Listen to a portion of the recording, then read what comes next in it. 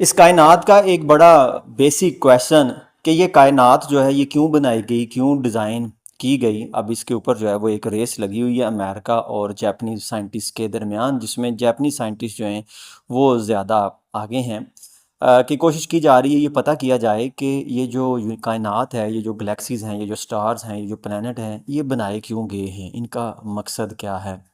अब ये जो अमेरिकन फैसिलिटी है, ये है deep underground neutrino experiment dune, इसको जो है वो कहते हैं। साउथ डकोटा में जंगल में ज़ेर ज़मीन जो है ये एक फैसिलिटी है। और ये जो फैसिलिटी है ये ज़मीन से 1.5 किलोमीटर नीचे जो है वो बनाई गई है। कह लें कि 3 वर्टिकल बड़ी बड़ी जो हैं ये गार हैं, जो कि जहाँ पे ये पार्टिकल डिटेक्टर जो है वो लगाया गया, न्यूट्रिनो या एंटी न्यूट्रिनो डिटेक्टर जो हैं ये लगे हुए हैं।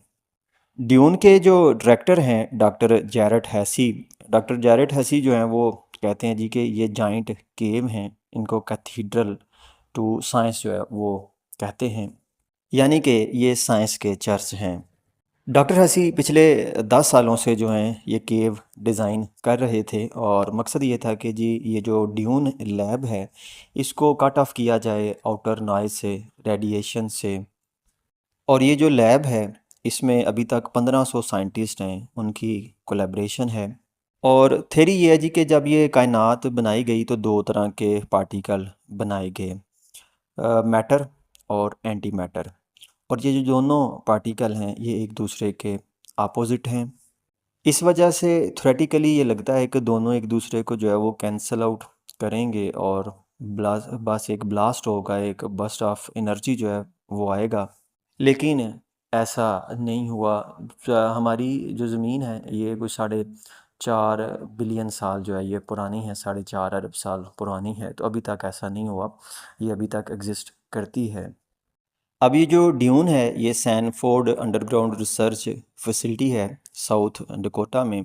और इससे 1300 किलोमीटर दूर, यानी कि 800 मील जो है वो दूर, एलेनायर में फर्मी नेशनल एक्सेलरेटर लेबॉर्ट्री है। ये जो फर्मी नेशनल एक्सेलरेटर लेबॉर्ट्री है, यहाँ से न्यूट्रिनो को और एंटी न्यूट्रिनो को जो है वो बम्बार्ड किया जाएगा। 1300 किलोमीटर दूर जो है वो डिटेक्टर ड्यून में प्लेस किया जाएगा और ये देखा जाएगा कि दोनों में क्या चेंज आई है, क्या दोनों में एक जैसी चेंज आई है या दोनों में जो है वो डिफरेंट चेंज आई। उससे ये कहने के काबिल हो सकेंगे कि मैटर और एंटी मैटर एक दूसरे को कैंसिल क्यों नहीं करते, अगर करते हैं तो किस रेट से करते हैं।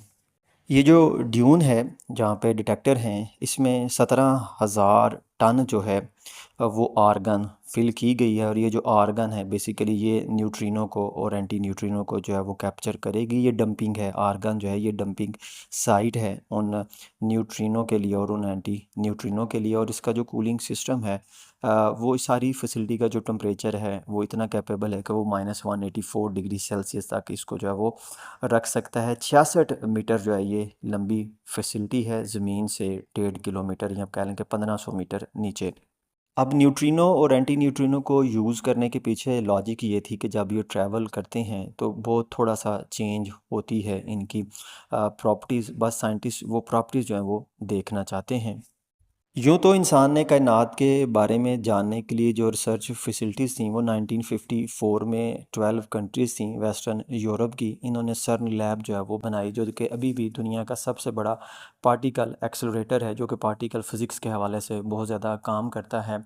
जितने भी सब एटॉमिक पार्टिकल हैं, हिग्ग बोसन है, इसके अलावा क्वार्क्स हैं, और भी जो पार्टिकल हैं वो यहाँ पे ही जो है वो डिस्कवर किए गए थे। यानी कि उसके पीछे लॉजिक ये थी कि आप किसी भी एटम को जो है वो बड़ा कंट्रोल्ड फैशन में अनवाइंड करें, जैसे प्याज की झिल्लियाँ तय दर तय उसकी तय उतारें कंट्रोल्ड फैशन में, तो आपको पता चलेगा कि कौन सी एनर्जी, कौन सी रेडिएशन जो है वो इमिट होती है।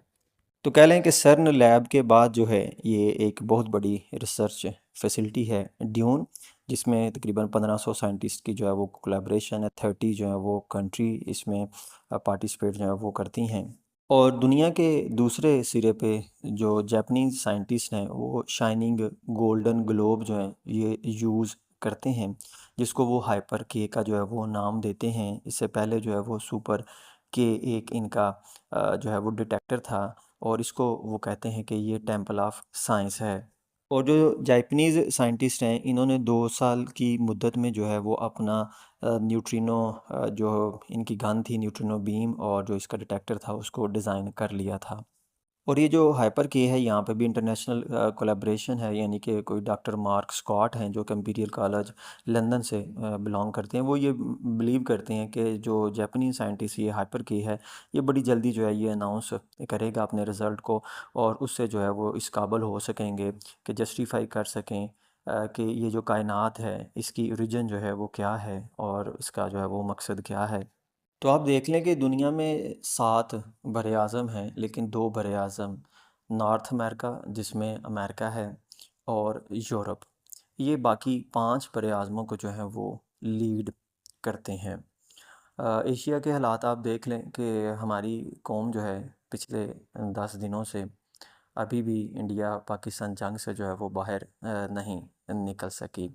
यहाँ हमारी जो प्रायोरिटी हैं वो यही है जी कि कतर ने जो बोइंग 747-8 जेट एक गिफ्ट दिया है, दुनिया का सबसे महंगा गिफ्ट दिया है, प्रेसिडेंशियल गिफ्ट है अमेरिका के लिए। इसके ऊपर जो है वो चेमगोइयाँ की जा रही हैं, लेकिन साइंस की थिंकिंग जो है उससे हम कोसों दूर हैं। यानी कि हमें जो इंडिया के रडार को जैम करना था उसके लिए भी चाइनीज़ टेक्नोलॉजी जो है उसका सहारा लिया गया। चलें, उम्मीद की जा सकती है कि आने वाले वक्तों में शायद एशिया जो है ये भी